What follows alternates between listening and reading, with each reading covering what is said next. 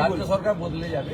6 acre জমি আর লাগবে, মোট 80 একর জমির উপরে হচ্ছে, 74 একর জমি আছে, তার কাজ পুরোদমে চলছে। আমি ধন্যবাদ জানাবো আমাদের প্রধানমন্ত্রী সরকারকে, রেলমন্ত্রী অশ্বিনীকে, তিনি 315 কোটি টাকা ওই রেকল প্রকল্পে দিয়েছে, 184 কোটি টাকা পাওয়ার কটা দিয়েছে এবং প্রায় 650 ছেলেকে জমি দেওয়ার পরিবর্তে চাকরিও দিয়েছে রেলমন্ত্রী। আমি তার প্রতি কৃতজ্ঞতা জানাবো। আর এপ্রিল মাসের পরে সরকার বদলে যাবে, অতএব জমি পাওয়ার ক্ষেত্রে কোনো সমস্যা নেই। দাদা, এনআইএ তদন্ত রাজ্য সরকার অ্যাভয়েড করে যাওয়ার চেষ্টা করছে। তমলুকে যে ঘটনা হয়েছিল সমবায় ব্যাংকে ভোটের দিন, যে বোমাবাজি, সেটা হাইকোর্ট বলেছিল এনআইএ সুপ্রিম কোর্টে যাচ্ছে হ্যাঁ। মামনি জানার কেসে। হ্যাঁ। ঠিক আছে, দেখা হবে ওখানে। মামনি জানাও ক্যাবিয়েট করে রেখেছে, আর আমিও আপনার বেলডাঙ্গা কেসে ক্যাবিয়েট করে রেখেছি, ওইখানে দেখা হবে। এটা আজকে না, এর আগেও গেছিল রিসরা, শিবপুর এবং ডালখোলার কেসে, যে কেসে আমি পিছনে ছিলাম।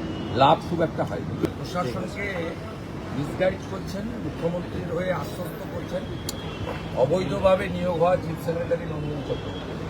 ইলেকশন কমিশন যখন আপনার বসিরহাট 2-এর জয়েন্ট ভিডিওকে সাসপেন্ড করার জন্য লিখে পাঠায়, তখন রাজ্য সরকার কার্যকর করে না এবং উল্টে বসিরহাট 2 ভিডিওকে সাসপেন্ড না করার জন্য সিদ্ধান্ত পুনর্বিবেচনার জন্য ইলেকশন কমিশন অফ ইন্ডিয়াকে অনুরোধ করে। আমার কাছে স্পেসিফিক তথ্য আছে, নন্দিনী চক্রবর্তী গতকাল এবং গত পরশু জেলা শাসকদের ফোন করে বলেছেন ভালো বাজেট করেছেন মুখ্যমন্ত্রী এবং অ্যান্টি ইনকামবেন্সি কেটে যাচ্ছে, ইলেকশন কমিশন কিচ্ছু করতে পারবে না, আপনারা শোনার দরকার নেই, কোনো কথা শোনার দরকার নেই।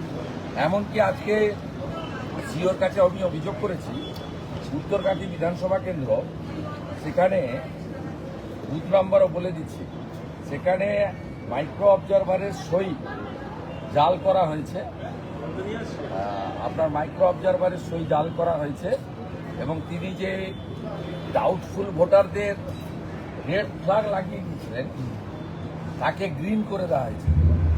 বুথ নম্বর হচ্ছে 237, রঘুরামপুর প্রাথমিক বিদ্যালয়, 238 ব্রাহ্মণ সদন প্রাথমিক বিদ্যালয়, 248 কালিকা কুমারী এসএসকে। এইভাবে একাধিক বুথে মাইক্রো অবজারভারের সই পর্যন্ত জাল করে তার তিনি যে ডাউটফুল ভোটারকে রেড ফ্ল্যাগ লাগিয়েছিলেন সেটাকে ক্লিন করে দিয়েছে। তো এখানে একদিকে প্রশাসনের চুরি দুর্নীতি, তাকে নেতৃত্ব দিচ্ছেন চিফ সেক্রেটারি নন্দিনী চক্রবর্তী, অন্যদিকে গুন্ডাদের নেতৃত্ব দিচ্ছেন গুন্ডাদের নেত্রী, ধর্ষকদের নেত্রী মমতা। দাদা, তাহলে জেলা শাসকদের যদি এই নির্দেশ দেয়, তাহলে সিইও গতকালকে বলেছেন, মানে একটা সূত্র জানা যাচ্ছে যে জেলা শাসকদের অফিসে কাউন্টিং হতে চলেছে, প্রায় 117টা কাউন্টিং কেন্দ্র করেছে। তাহলে কাউন্টিংটা কি? ইলেকশন কমিশন চেষ্টা করছে, কিন্তু ইলেকশন কমিশনের মূল ক্ষমতা এমসিসি কার্ড চালু হলে বুঝতে পারবে।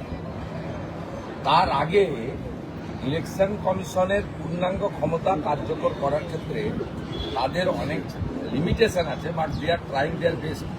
সবচেয়ে বড় কথা, সুপ্রিম কোর্টে হলফনামা ইলেকশন কমিশন তাতে রাজ্যের মুখ্যমন্ত্রী যেভাবে 27 ফেব্রুয়ারি 2025 থেকে নেতাজি ইন্ডোরের সভা উপর্যুপরি বিএলও থেকে শুরু করে সিও পর্যন্ত ধমক দিয়েছেন প্রকাশ্যে, সেসব কথাই হলফনামায় উল্লেখ করেছেন। আর কিভাবে রাজ্য প্রশাসন তারা সহযোগিতা করছে না সে কথাও তারা বলেছে। এবং যে কোনো মিটিংয়ের চিফ সেক্রেটারিরা গেলে আগের মনোজ পান্ত বা অন্য আধিকারিকরা তারা নিজেরা সিদ্ধান্ত নিতে পারেন না, বলে ঠিক আছে নোট করে নিয়ে যাচ্ছে, আলোচনা করে জানাবে। কিন্তু আপনাদের এই জিনিসটা খুব পরিষ্কার জেনে রাখা দরকার আছে, ইলেকশন কমিশন সংক্রান্ত যে কোনো নির্দেশিকা এর ফাইল মুখ্যমন্ত্রী মানে রাজনৈতিক ব্যক্তিত্বের কাছে যায় না, কোনো রাজ্যে যায় না নিয়মে। এটা সরাসরি এক্সিকিউট করতে হয় চিফ সেক্রেটারি বা ব্যুরোক্রেসি। এখানে একমাত্র রাজ্য যেখানে স্পাইনলেস অ্যাডমিনিস্ট্রেশন, ভীত আতঙ্কিত দাসত্ব স্বীকার করে নেওয়া ব্যুরোক্রেসি, তারা ইলেকশন কমিশন সংক্রান্ত ফাইলও তারা পাঠাচ্ছেন। ইলেকশন কমিশন অনেকগুলো মেজার নিয়েছে বলে 8,300 মাইক্রো অবজারভার দিয়েছে, ইলেকশন কমিশন এখানে প্রায় 150 জন মতো অফিসার পাঠিয়েছেন বিভিন্ন সেক্টর থেকে। চেষ্টা করছেন তারা কার্যকর করার ক্ষেত্রে সমস্যা আছে এবং নিরাপত্তার জন্য তারা ভারত সরকারের কাছে জায়গা চেয়েছিলেন। শিপিং কর্পোরেশন অফ ইন্ডিয়ার জায়গাতে আগামী 3-4 দিনের মধ্যে সিও কার্যালয় শিফট হয়ে যাবে এবং সিও সহ নির্বাচন আধিকারিকদেরকে কেন্দ্রীয় নিরাপত্তা দেওয়া হয়েছে সিআইএসএফ। এ ভূভারতে কোথাও নেই।